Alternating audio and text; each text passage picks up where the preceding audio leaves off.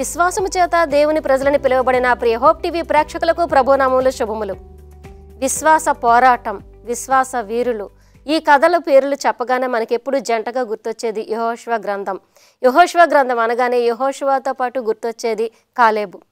మనకందరికీ తెలిసిన జీవితాలే, కానీ ఎంత బలమైన సాక్ష్యాలు ఇచ్చాయో ఈ పాఠంలో మరొకసారి గుర్తు చేసుకుందాం. మీరు సిద్ధంగా రండి. మరి నమస్కారం అండి డాక్టర్ విల్సన్ గారు. నమస్కారం అండి పాస్టర్ హైమావతి గారు. నమస్కారం అండి డాక్టర్ గారు. విశ్వాస పాఠాలు మనం యెహోషువ గ్రంథం నుంచి చదువుతున్నాం. 8వ పాఠం విశ్వాస వీరులు కాలేబు యెహోషువ. ఈ పాఠం గురించి మాకు పరిచయం చెప్పండి డాక్టర్ గారు. మన పిల్లలకి ఏదన్నా నేర్పించాలనుకుంటే మనం చెప్పేదానికన్నా మనం మాదిరిగా జీవించి చూపిస్తే వాళ్ళు వెంటనే నోరు మూసుకొని చెప్పినట్టు చేస్తారు. మనం చేయకోకుండా మనం సెల్ ఫోన్తో తిరుగుతా గెలుకుతూ ఉండి మీరు నిద్రపోండిరా అంటే ఎప్పుడు కూడా ఆ విధంగా జరగదు.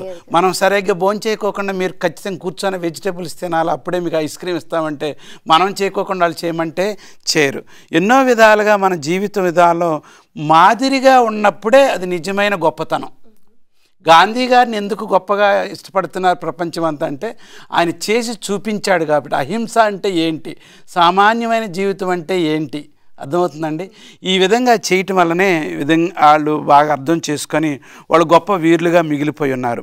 అనుదిన జీవితంలో క్రైస్తవ అనుభవంలో మన మాటల్లోనూ మన జీవితంలోనూ మన పాటల్లోనూ మన నడతల్లోనూ మన ఇమోషన్స్ మన ఉద్రేకతోనూ అన్నీ కూడాను ప్రజలు మనని మనం గమనిస్తూ ఉన్నారు. ముఖ్యంగా మన బిడ్డలు. ఆ విధంగా మనం మన బిడ్డల్ని యెహోషువకున్న ఆశా కోరికలు, ఆయన ఎంత ఆశ పెట్టుకున్నాడో ఆ ఇశ్రాయేల్ జనాంగం మీద, మన తండ్రి కూడాను ఆ విధంగా మన మీద ఆశ పెట్టుకున్నాడు. కాబట్టి ఉండాలి అని అంటే ముందు మనం మాదిరిగా జీవించాలి. ఈ రోజున ఆ మాదిరిగా జీవించిన వాళ్ళు ఇద్దరు జైంట్స్ అన్నారు. జైంట్స్ అంటే మహా గొప్ప వీరులు. ఆ వీరుల గురించి మనం నేర్చుకుంటున్నాం ఈరోజు పాఠం. బాగుందండి. హైమావతి గారు ఈ పాఠం కొరకు లేఖనం చదవండి. తప్పకుండా అండి.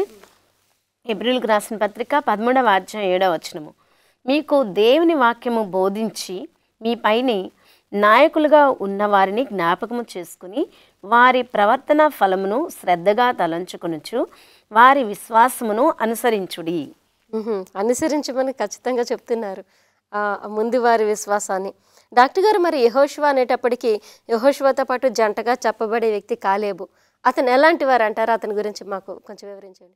ఈ యొక్క కాలేబు అన్నది మొట్టమొదటిగా మరి ఆయన 36:15 రాయబడింది ఆదికాండము. ఏషావు కుమారుడిలోను వీరు నాయకులు. ఏషావు ప్రథమ కుమారుడైన ఎలీఫాజు కుమారుడు, తేమాను నాయకుడు, ఓమారు నాయకుడు, సేఫా నాయకుడు, కనుజ నాయకుడు, ఈ కోరాహు నాయకుడు, గతాము నాయకుడు, అముయేలు నాయకుడు. వీరిలో నుంచి ఈ యొక్క వీరుడు వచ్చినాడు ఈ యొక్క కాలేబు అనే ఆయన. కాలేబు అంటే అసలైతే డాగ్, కుక్క అని. అంటే ఆ రోజుల్లో మరి ఆ పేర్లు ఎందుకు పెట్టారో మనకు తెలియదు. KELEB కేలేబ్ అంటే డాగ్ అని హెబ్రీ అర్థంలో వస్తుంది. ఎందుకు ఆ విధంగా పేరు ఆ విధంగా ఆ రోజుల్లో నెగిటివ్గా వచ్చిందో మనకు తెలియదు. కానీ ఆ యొక్క ఆదికాండం నుంచి ఆ పేరు అలాగా వచ్చిందనమాట. కాలేబ్ అనే ఆయన మరి ఎప్పుడు కూడా యెహోషువకు తోడు నీడగా ఉన్నాడు. యెహోషువ మోషాకు తోడుగా ఎట్లా ఉన్నాడో కాలేబు యెహోషువకు తోడుగా ఉన్నట్లుగా ఎప్పుడు కూడా ఇద్దరిద్దరుగా దేవుడు జతపరుస్తాడు. ఇద్దరిద్దరుగా సేవకు పంపిస్తాడు. భార్య భర్తలుగాను తోడుగా ఎప్పుడు కూడా పంపిస్తాడు. ఈ విధంగా ఉన్నప్పుడు ఈ కార్యక్రమంలో మనం చూసుకున్నది ఏంటంటే యెహోషువ ఇశ్రాయేలు నాయకుల్లో మంచి బలమైన వాడు, గొప్పవాడు ఈ యొక్క కాలేబు అనేవాడు. కాలేబు ఎప్పుడు కూడా చేసిన మేలును మర్చిపోయేవాడు కాదు. ఎప్పుడు కూడా క్రమంగా చేయగలిగిన వాడు. ఇంకా ముందుకు చెప్పుకోవాలంటే పంపించిన ఇద్దరు గూఢాచారుల్లో మరి ఈ యొక్క కాలేబు అంటూ ఉన్నాడు. కాలేబు ఎప్పుడు కూడా విశ్వాసము బలంగా ఆయనలో పెట్టుకున్నాడు. ఆయన యాటిట్యూడ్ ఎప్పుడు కూడాను దేవుని పట్ల పాజిటివ్, మంచిగానే కోరి ఉన్నాడు, కానీ ఎప్పుడు కూడాను చెడు కోరలేదు. ఆయన చేసిందంతట్లో కూడాను మేలు చేసి ఇన్ ఆల్ ద కాంగ్రిగేషన్ ఈ set to the stone them with stones. మొట్టమొదట ఎప్పుడైతే ఈ యొక్క రాళ్లతో కొట్టమని అన్నారో కాలేబు మొట్టమొదటిగా ఆయన దెబ్బ వేసినవాడు. సో చెడుతనాన్ని విసర్జించి మంచిని ప్రేమించిన వారిలో కేలబు ప్రాముఖ్యమైన వాడు, నమ్మదగిన వాడని మనం నేర్చుకోవచ్చు. కొన్ని సంఘ చరిత్రలో లేకపోతే బైబిల్లో కూడా పాత నిబంధన గ్రంథంలో కొంతమంది గొప్ప గొప్ప పనులు చేశారు, కానీ వాళ్ళు మనం గుర్తించం. వాళ్ళు చేసిన పని కొద్దిగా మిగిలిపోయినట్టు ఉంటుంది. కానీ ఈ యొక్క యెహోషువకి కుడిభుజంగా నిలిచిన వాడు కేలబు. ఆయన గొప్పగా ఆశీర్వదించబడ్డారు ఇశ్రాయేలు మధ్యన. ఆయన గోత్రం కూడా ఆశీర్వదించబడింది. బాగుందండి. చాలా బలమైన మాదిరిగా కూడా ఉన్నారు విశ్వాస విషయంలోకి వచ్చినప్పుడు. ఫస్ట్ హైమవతి గారు, మరి ఈ కాలేబు యెహోషువల వైఖరి ఎలాంటిదని బైబిల్ వారిని ఏమైనా నిర్వచిస్తుందంటారు? మరి దేవుడు మరి మోషే ద్వారా ఏదైతే సెలవిచ్చాడో, వాగ్దానం చేశాడో, కాలేబు ఎక్కడ కాలు పెడితే ఆ ప్రాంతం అంతా కూడా ఇమ్మని చెప్పేసి అడిగాడు. అసలు మనం చూసుకున్నట్లయితే కాలేబు విషయము యెహోషువ గ్రంథము 14వ అధ్యాయం 6 నుంచి మనము 14 వచనాలు చూసుకున్నట్లయితే ఆయన గురించి చెప్పబడిందండి. ఆయన ఏంటంటే ఆయన మరి ఆ వేగు చూడడానికి వెళ్ళినప్పుడు ఆయనకి ఇప్పుడు యెహోషువ వీళ్ళిద్దరూ వెళ్ళినప్పుడు మిగతా 10 మందితో కూడా కలిసి వెళ్ళినప్పుడు వీళ్ళిద్దరు యొక్క విశ్వాసం చాలా గొప్పది. ఆయనకి వెళ్ళిన సమయంలో 40 సంవత్సరాలు ఉంటాయి. కానీ ఇప్పటికీ కూడా మరి యెహోషువ సమయంలోకి వచ్చినప్పుడు 85 సంవత్సరాలు. వెళ్ళినప్పుడు ఎంతైతే బలం ఉందో ఇప్పుడు కూడా అంతే బలం ఉందని చెప్తాడండి.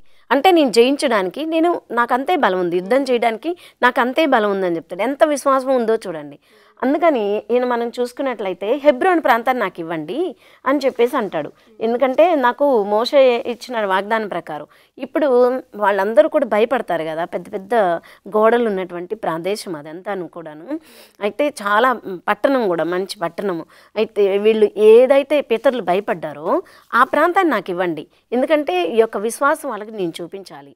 అందుకని దాన్ని నేను తప్పకుండా దేవుడు మన కైవసం చేస్తాడని విశ్వాసం వాళ్ళతో మేము చూపించాలి, పంచుకోవాలని ఆ విషయంతో మోషే ఏదైతే నాకు వాగ్దానం చేస్తాడు అది నాకు ఇమ్మని అడుగుతాడు. అప్పుడు నా కుమారుడా అని యెహోషువ ఆయనకి దీవించి ఆ హెబ్రోన్ ప్రాంతాన్ని ఇస్తాడు. బాగుందండి. చిన్న విరామం తీసుకుందాం. చూస్తున్నారు కదా, చిన్న బ్రేక్ తర్వాత ఇంకొంచెం వివరంగా తెలుసుకుందాం. ప్రేక్షకుల పాఠంలోకి మరొకసారి స్వాగతం. హైమవతి గారు, మరికొంచెం వివరించండి కాలేబు గురించి. తప్పకుండా అండి. అందరూ నమ్మినా నమ్మకపోయినా, వాళ్ళందరూ ప్రజల హృదయాల్ని నీరు కారినట్లు చేసిన ఈయన మాత్రం వాగ్దానాన్ని నమ్మి వెళ్ళాడు.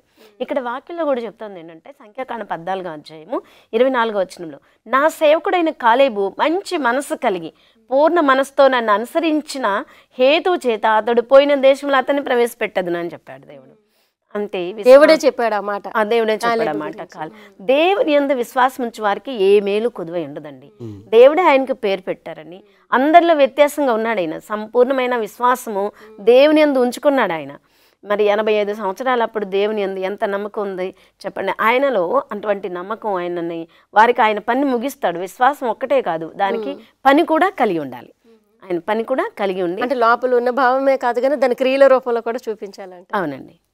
డాక్టర్ గారు, మరి ఒకరికి మాదిరిగా మనం ఉండటంలో మనకి ప్రయోజనం కలిగే సందర్భం ఏమైనా ఉంటుంది, అలా ఏమైనా ఉందంటారా? ఖచ్చితంగా కేలేబు విషయంలో మనం చూసినట్లయితే ప్రతిదానికి కూడాను ఒక మాదిరిగా ఉన్నాడు.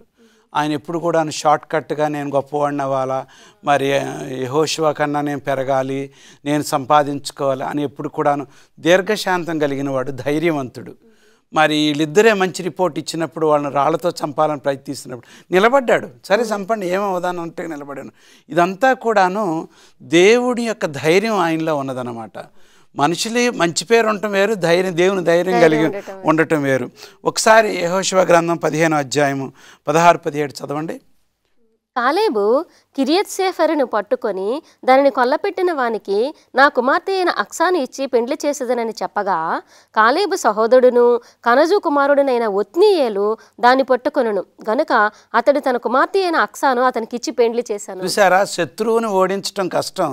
ఆ ప్రాంతానికి ఎవరైతే వెళ్ళి ఓడిస్తారో వాళ్ళు నా కుమార్తెనే ఇస్తానన్నాడు. అంటే రాజ్యం కొరకు, దేవుడి ప్రణాళిక కొరకు, సంఘం కొరకు ఆయన త్యాగం చేయడానికి ఎంత ఏం చెప్పాడంటే, ధైర్యంగా ఎవరైతే చేస్తారో, దేవుని మీద భారం వేసి ఎవరైతే చేస్తారో నా కుమార్తెని కూడా ఇస్తాను. అంటే ఈ పర్సనల్ లైఫ్, ఈ చర్చ్ లైఫ్ ఈ సేమ్, తేడా అనేది ఏమీ కూడాను లేదన్నమాట. ఆయన మాట ప్రకారం స్వార్థం లేదు, ఆ మాట ప్రకారం ఆయన జీవించాడు. చాలా సందర్భాల్లో మనము నలుగురికి చెప్పినప్పుడు మనం మాదిరిగా ఉన్నాం అనుకోండి, అది చాలా అర్థపూర్వకంగా ఉంటుంది. ఒక్కొక్కసారి మనుషులు చెప్తారు, ఎవరన్నా ఒక చర్చిలో ఒక వాక్యం చెప్పారనుకోండి, చెప్పావులేరా నీ జీవితం మాకు తెలుసని చాలా చులకనగాను మరి అది విలువ లేనట్లుగా వాళ్ళు చూస్తూ ఉంటారు. అదే కొంతమంది వెళ్ళి చెప్తూ ఉన్నప్పుడు ఆయన చెప్పదగినవాడు, ఆయనలో అయోగ్యత ఉన్నది, ఆయనకి విలువ ఇచ్చి గౌరవంతో చెప్తూ ఉంటారు. సో మానవుడు ముందు మనం బోధించే కన్నా జీవితం ద్వారా బోధ చూపించడం చాలా విలువని నేను అనుకుంటూ ఉన్నాను. ఆయన ఏమన్నాడంటే, నాకు ఒక హిల్ కంట్రీ, ఒక పర్వత భాగాన్ని నాకు ఇవ్వండి, నేను గొప్ప పంటలు పండించి ఈ లోకంలో సంపాదించుకోవాలి, స్థిరపడాలని నాకు ఆ కోరిక లేదు, నాకు ఒక పర్వత శిఖరాన్ని ఇవ్వండి అని కోరి ఉన్నాడు. ఆయన ఎప్పుడు కూడాను గొప్పదాన్ని ఆశించట కానీ ఆయన ఇచ్చిన దాన్ని గొప్పదిగా చేసుకుంటాడు. ఇది చాలా ప్రాముఖ్యం. ఇచ్చిన దాన్ని గొప్పగా చేసుకుంటాడు. ఇది చాలా ఇశ్రాయేలీలు దేవుడు నాకు ఇచ్చిన బహుమానాన్ని నేను సద్వినియోగపరుచుకుంటానని చేస్తున్నాడు. ఈ లోకాసువార్త, ఈ గ్రంథకర్త లోకాసువార్త 18వ అధ్యాయంలో ఈ యొక్క ఒక స్త్రీ విధవరాలు యేసు ప్రభు దగ్గరకు వచ్చి పదే ఆయనేం బిజీగా ఉన్నారు, ఈమెమో న్యాయవాది దగ్గరకు వచ్చి అడుగుతుంది, నాకు తీర్పు తీర్చమని.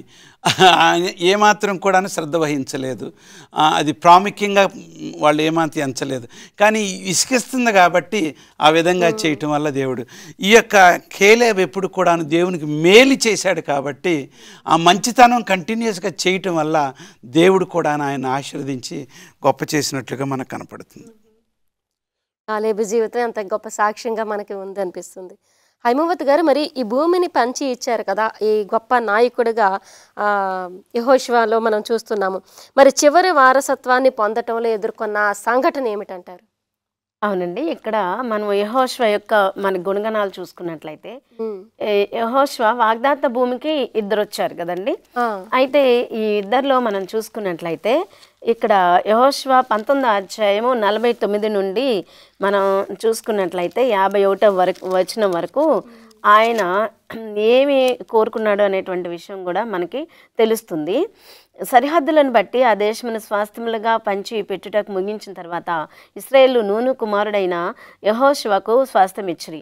యెహోవా సెలవిచ్చిన దాన్ని బట్టి వారు అతను అడిగిన పట్టణమును, అనగా ఎఫ్రాయిమీల మన్య దేశమునున్న తిమ్నత్ సెరహు అతనికి ఇచ్చిరి. అతడు ఆ పట్టణమును కట్టించి దానిలో నివసించును. మరి అక్కడ కొన్ని చిక్కులు ఎదుర్కొన్నాడు అంటే ఇక్కడ. అవునండి, అతడు ఆ పట్టణాన్ని యాజకుడైన ఎలియాజరును నూను కుమారుడైన యెహోషువయు ఇశ్రాయేలు గోత్రాల యొక్క పితరుల కుటుంబంలోని ముఖ్యులను షిలోహులో ఉన్న ప్రత్యక్ష గుడారం వద్ద యెహోవా సన్నిధిని చీట్ల వలన పంపకం చేసిన స్వాస్థ్యములు ఇవే. అప్పుడు వారి దేశమును పంచిపెట్టుట ముగించింది. ఇక్కడ మనం చూసుకున్నట్లయితే తిమ్నత్ అంటే పోషణము, సెరా అంటే లెఫ్ట్ ఓవర్, మిగిలినటువంటిది. ఏదైతే అందరికి పంచిన తర్వాత ఏదైతే మిగిలిందో దాన్ని తీసుకుంటాడు.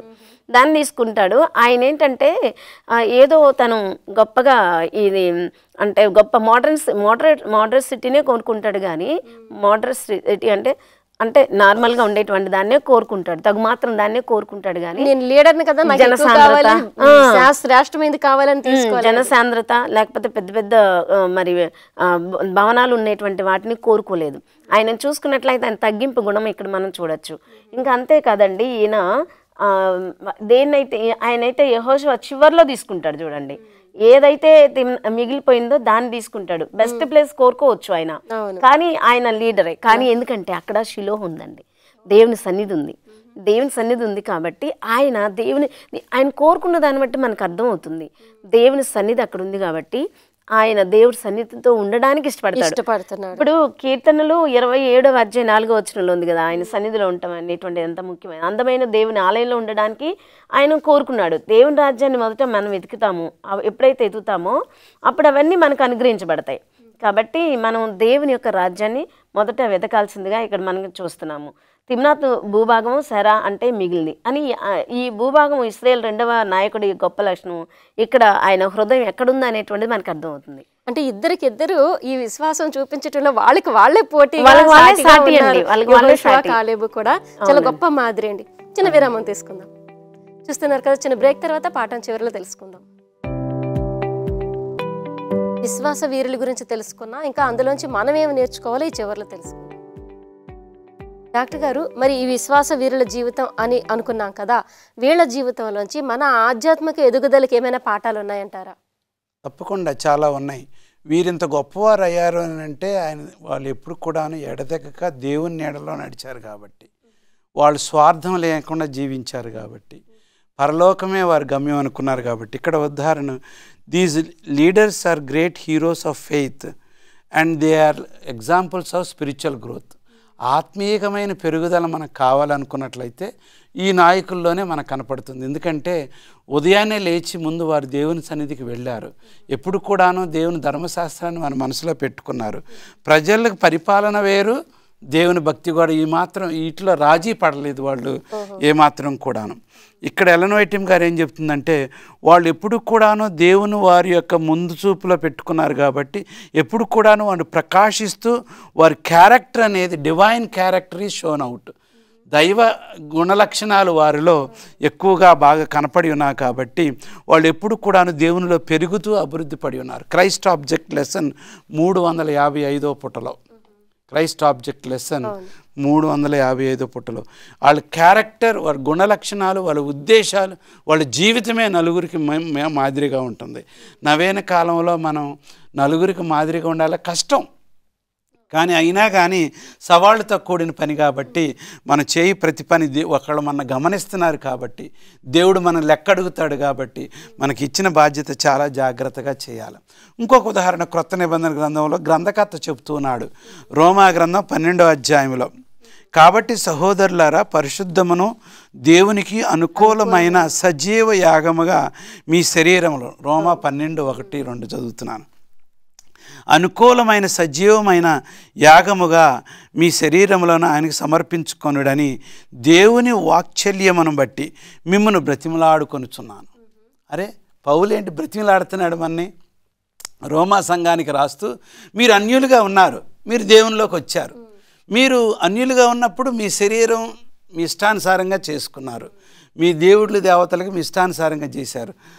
రోమా సమాజం ఏంటంటే ప్లెజర్ లవింగ్, గ్లటని, తిని కక్కటం, ఒలింపిక్స్, వినోద కార్యక్రమాలు, యాంఫీ థియేటర్స్, ఇవన్నీ కూడాను గొప్ప ఆనందదాయకమే. ఇప్పుడు మీ శరీరాలు దేవుని దేవాలయం కాబట్టి మీరు సజీవ యాగముగా, జాగ్రత్త, లివింగ్ సాక్రిఫైస్ అని అంటారు ఇంగ్లీష్లో.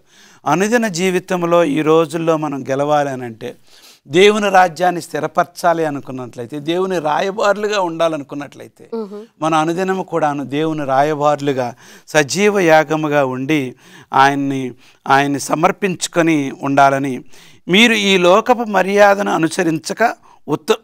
అనుసరించక ఉత్తమమును అనుకూలమును సంపూర్ణమునై ఉన్న దేవుని చిత్తమేదో. ఏంటి ఎవరి చిత్తం అండి? దేవుని చిత్తం ఏదో. నీ అహంభావంతో నీ గొప్పతనంతో కాకోకుండా దేవుని చిత్తం ఏదో. ఇది యెహోషువ కలేబు నుంచి నేర్చుకున్నది ఇదేనండి. వాళ్ళు సమర్పించుకొని ఉన్నారు, వాళ్ళు మాదిరిగా జీవించున్నారు, దేవుని ముందు పెట్టుకొని ఉన్నారు. ఆఖరికి వాళ్ళ సెటిల్మెంట్లో కూడాను తిమ్నాత్ సెరా మిగిలిపోయిన భాగం అలాగ మనం ఉన్నప్పుడు అదర్స్ ఫస్ట్, వేరే వాళ్ళు ముందు, మిగిలిందే నాకు అని ఆలోచన ఉన్నప్పుడు దేవుడు తప్పకుండా మున్ని తోకగా ఉంచడు కానీ ఆఖరిగా తలగా ఉంచుతాడు. దేవునికి స్తోత్రం. అంటే దేవుడు నాకు ఎప్పుడు అన్యాయం చేయడు, మేలైనది ఇస్తాడనే నమ్మకం ఉన్నప్పుడే అందరికీ పంచగా మిగిలిన వరకు మనం ఉండగలుగుతాం. బాగుందండి. హైమవతి గారు, మరి ఈ విశ్వాస వీరులు ఈ పాటలో మనం తెలుసుకుంది ఏమైనా ఉంటే చెప్పండి. అవునండి, కాలేబు యొక్క ఔన్నత్యం కోరిక కోసం కాదండి. అయితే కాలేబు ధైర్యవంతుడైన పాత యోధుడు, ప్రజలు దేవుని గౌరవించే ఒక ఉదాహరణ అందించాలని కోరుకున్నాడు. అంటే ఇంకా ఏంటంటే వారి యొక్క తల్లిదండ్రులు జయించలేము అని భావించినటువంటి దాన్ని, భూమిని పూర్తిగా లొంగ తీసుకోవడానికి తెగలను ప్రోత్సహించాడు ఆయన. ఇంకా దేవునిపై కాలేబుకి ఉన్నటువంటి విశ్వాసమే అతనికి ధైర్యాన్ని ఇచ్చింది. మనిషి భయం నుండి అతన్ని కాపాడింది మరియు నిశ్చలంగా నిలబడేలా చేసింది. అది శక్తిపై ఆధారపడడం ద్వారా కాదు. ప్రతి నిజమైన శిలువ సైనికుడు అతను అధిగమించలేని అడ్డంకులను అధిగమించడానికి బలం మరియు ధైర్యం మనం పొందొచ్చు. మరి అందుకనే కాలేబు వలె మరి యెహోషువ వలె మనం విశ్వాసమును కనపరచాలి. అప్పుడు మనం జయాన్ని పొందుకోగలుగుతాము. ఇటువంటి అసలు ఇక్కడ మనం చూసుకుంటున్నట్లయితే it was Caleb's faith in God that gave him courage అని చెప్తాం. అందుకని ఆ కాలేబు యొక్క విశ్వాసం ఆయనకి ధైర్యాన్ని ఇచ్చిందని. కాబట్టి అటువంటి విశ్వాసము మనకు కూడా ధైర్యాన్ని ఇస్తండి. అప్పుడు మనుషులు భయపడక్కర్లా. ఈ కాలేబు కూడా అండి ఎన్ని శోధనలు ఎదుర్కొన్నాడు. వీళ్ళందరూ కూడా మరి శొనుగుతూ గొనుగుతూ ఉన్నప్పుడు వాళ్ళతో చాలా ఆయన బాధను అనుభవిస్తూ కూడాను దేవుని యందు విశ్వాసం వదిలిపెట్టలేదు. ఈ 10 మంది ఉన్నారు, 10 మంది మరి వేగుల వారు అన్ని తప్పుడు సమాచారం తీసుకొచ్చిన ఆ ప్రజలందరూ దుఃఖపడుతున్న అంతమంది ప్రజల్లో కూడా విశ్వాసాన్ని కోల్పోలేదు. చూడండి, వాళ్ళు ఇంకా ధైర్యపరుస్తున్నాడు. కాబట్టి వాళ్ళ యొక్క ఫిర్యాదులు ఏంటో వింటున్నాడు, వాళ్ళ భారాలు ఏంటో వింటున్నాడు. అన్నీ వింటున్నప్పటికీ కూడా ఆయన ఆ విధంగా చేయలేదు. దేవుని విశ్వాసాన్ని కోల్పోకుండా ఆ విశ్వాసంలో ఆయన ముందడుగు వేస్తూ ముందు కొనసాగాడండి. దేవుని యందు భయభక్తులు కలిగి ఆత్మలో కూడా బలాన్ని పొందుకున్నాడు. మనం యొక్క విశ్వాసాన్ని పోగొట్టుకోకుండా మన విశ్వాసం ఎదుగుతూ మనం ఇంకా బలంగా ఉండాలి. బాగుంది. అక్కడ ఒక పాయింట్, వాళ్ళ తండ్రులు విశ్వసించలేకపోయింది, పోగొట్టుకున్నది ఇతని విశ్వాసం ద్వారా పొందారు కాలేబు. చాలా బాగుంది. మీరేం చెప్తారు డాక్టర్ గారు? అంటే ఈ పాఠంలో మనం నేర్చుకుంది ఏంటంటే, దేవుడు వాళ్ళు గొప్ప నాయకులు నడిపించారని చెప్పడమే కాకోకుండా దేవునితో ఎంత బాగున్నారో వాళ్ళు ఏ విధంగా చూపించారు అనేది. ప్రతిదీ కూడా దేవుడు లేకుండా ఇది చేయలేదు. ఈ రెండు కలుపుకోవటం చాలా ప్రాముఖ్యం. మన ప్రొఫెషనల్ లైఫ్లో బాగుండాలి, సమాజంలో అందరికంటే గొప్పగా ఉండాలి.